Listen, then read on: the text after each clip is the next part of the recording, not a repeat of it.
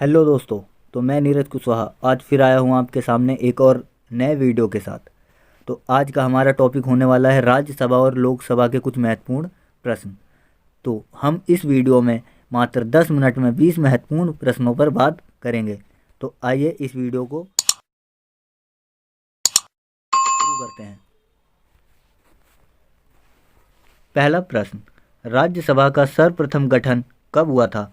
तो देखिए, यह गठन जो हुआ था वह 3 अप्रैल 1952 को हुआ था। ठीक है। जो राज्यसभा की पहली बैठक थी वह 13 मई 1952 को हुई थी। ठीक है। अब देखते हैं इसमें अगला प्रश्न, राज्यसभा के प्रथम सभापति कौन थे?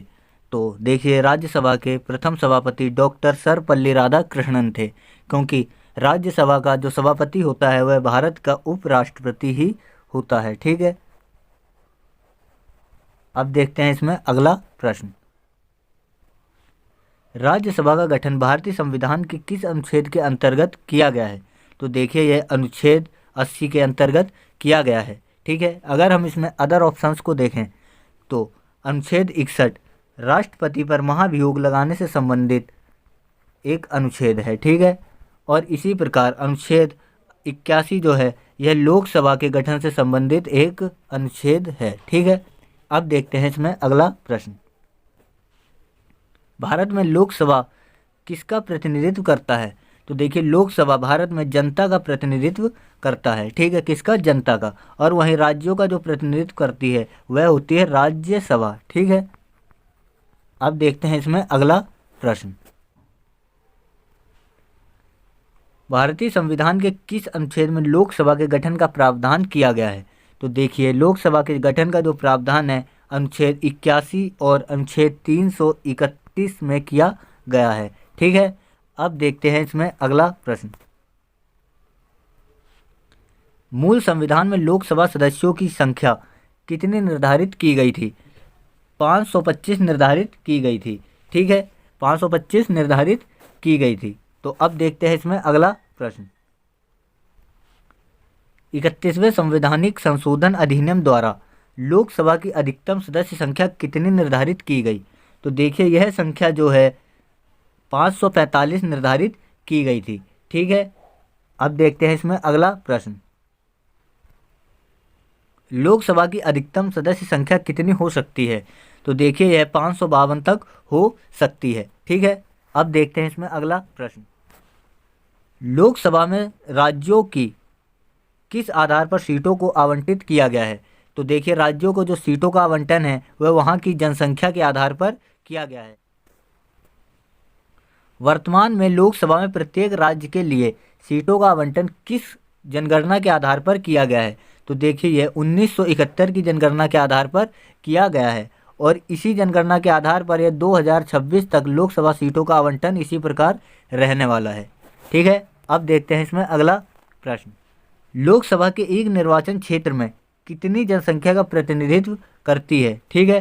तो देखिए, यह 12 लाख जनसंख्या का प्रतिनिधित्व होता है, जबकि इससे पहले जो है 7.5 लाख का प्रतिनिधित्व हुआ करता था। ठीक है।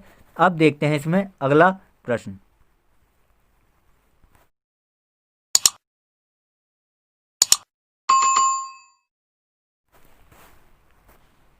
भारत में लोकसभा का प्रथम आम चुनाव कब हुआ? तो देखिए, लोकसभा का पहला आम चुनाव 1952 में हुआ था। ठीक है। 1952 में हुआ था। अब देखते हैं इसमें अगला प्रश्न, भारत के कौन से राज्य की सबसे अधिक प्रतिनिधित्व लोकसभा में भेजे जाते हैं? तो देखिए, वह है उत्तर प्रदेश, क्योंकि उत्तर प्रदेश की जनसंख्या सर्वाधिक है। ठीक है। और लोकसभा सीटों का आवंटन जनसंख्या के आधार पर ही किया जाता है। ठीक है। अब देखते हैं इसमें अगला प्रश्न, लोकसभा में सदस्यों का कार्यकाल कितने वर्ष का होता है? तो देखिए, यह 5 वर्ष का होता है। ठीक है। और वहीं 6 वर्ष की बात करें तो यह राज्यसभा के सदस्यों का कार्यकाल है। ठीक है। अब देखते हैं इसमें अगला प्रश्न,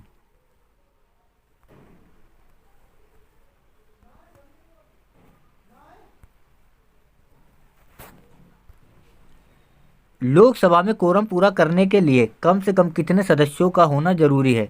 तो देखिए, इसके लिए 1/10 भाग, कुल सदस्यों का 1/10 भाग होना आवश्यक होता है। ठीक है। लोकसभा में कोरम पूरा करने के लिए कम से कम कितने सदस्यों की ज़रूरत होती है? तो देखिए यह कुल सदस्यों का 1/10 भाग होना आवश्यक है। कितने? कुल सदस्यों का। ठीक है, अब देखते हैं इसमें अगला प्रश्न। लोकसभा के किसी सदस्य की सदस्यता कितने दिनों तक लगातार सदन में अनुपस्थित रहने पर समाप्त कर दी जाती है? तो देखिए लगातार 60 दिनों यानी 2 महीने तक अनुपस्थित रहने पर यह सदस्यता समाप्त की जाती है। अब देखते हैं इसमें अगला प्रश्न। लोकसभा सदस्य अपना त्यागपत्र किसको देता है? तो देखिए यह अपना त्यागपत्र लोकसभा अध्यक्ष को देता है। ठीक है, अब देखते हैं इसमें अगला प्रश्न। लोकसभा के 2 सत्रों में अधिकतम कितने समय का अंतराल हो सकता है?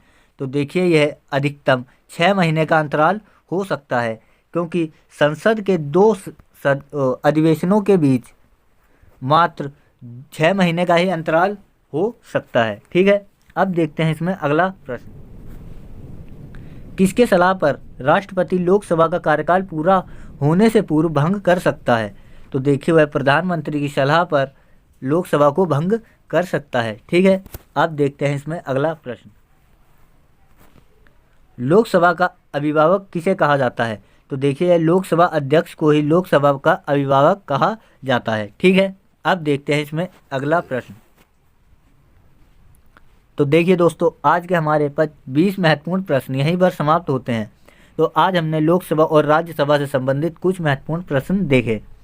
तो अगर आपको हमारा यह वीडियो अच्छा लगा है तो इसे लाइक ज़रूर करें और हमारा मोटिवेशन इससे बढ़ेगा, और इसे अधिक से अधिक लोगों के बीच और अपने सोशल मीडिया प्लेटफॉर्म्स पर ज़रूर शेयर करें, ताकि इसका लाभ अधिक से अधिक लोग उठा सकें।